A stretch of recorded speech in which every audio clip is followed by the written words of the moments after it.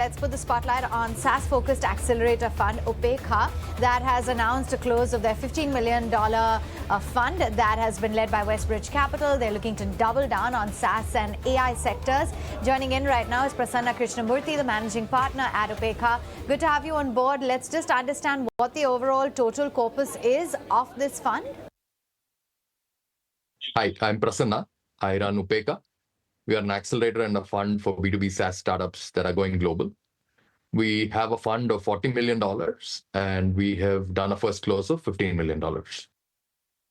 So you're looking to invest in over 70 early-age startups. What is the kind of investment that you're looking to put in terms of each startup, the investment quantum? So this year, out of the 40 million fund, we would like to invest about $10 to $15 million, which will be invested in about 70 startups. Each startup will be getting a standard check of $125,000 for 7% in equity.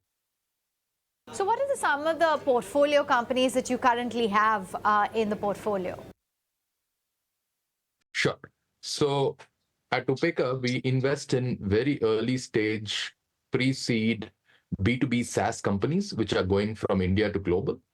So imagine that these are companies that are building in India with sales and marketing that are selling to global companies, selling to anywhere in the US, selling to anywhere in Europe and globally. So all of these companies are earning in dollars and spending in rupees. So that makes for a very, very capital efficient and a very equity efficient business model for them. Right. So we are investing in companies like Upekkha.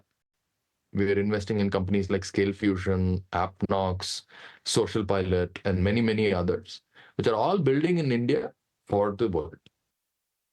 Now, the Upekkha SaaS Outlook report had actually stated that the funding landscape for SaaS startups is undergoing a dynamic transformation. As per projections, you're looking at pre-seed and seed investments continuing to grow. Share some more insights. Sure.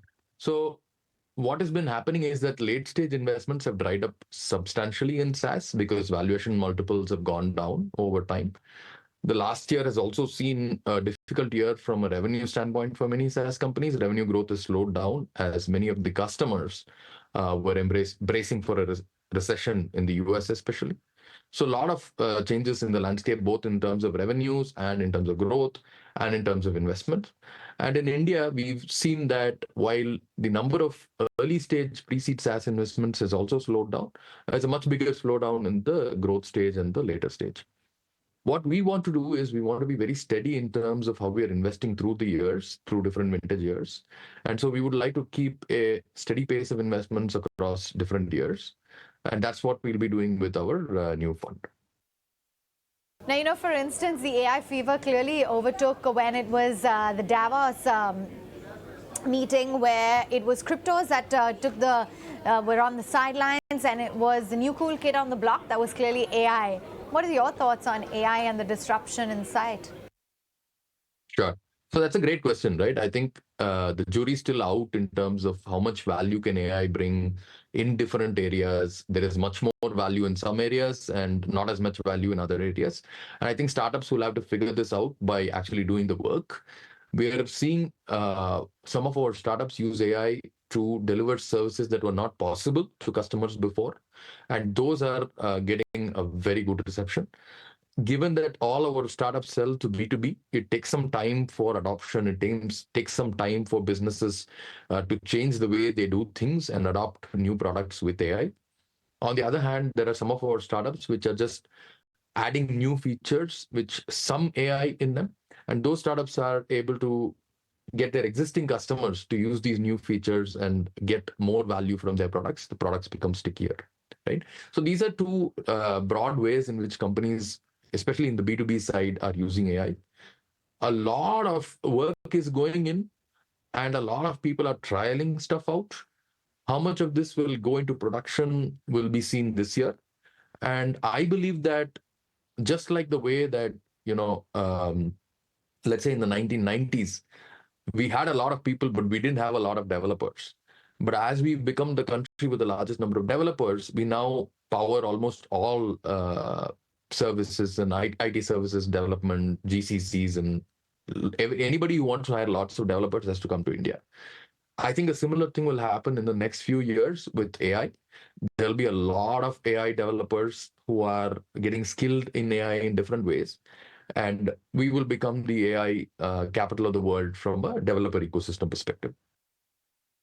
And finally, what's the long-term view of the fund? Sure. So what we're betting on is that just like India IT became the largest IT ecosystem in the world, India AI and India SaaS will also become very, very large.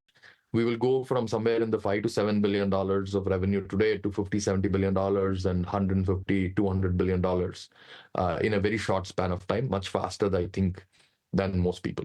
So what we're doing is we're investing in very early stage pre-seed startups that are figuring out how do you build software for the world.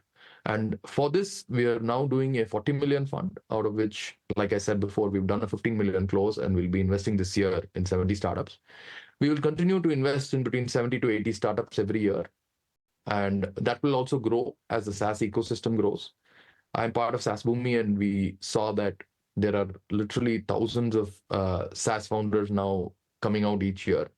And we hope to invest in the top 10% of them and help them go global. Well, speaking of AI,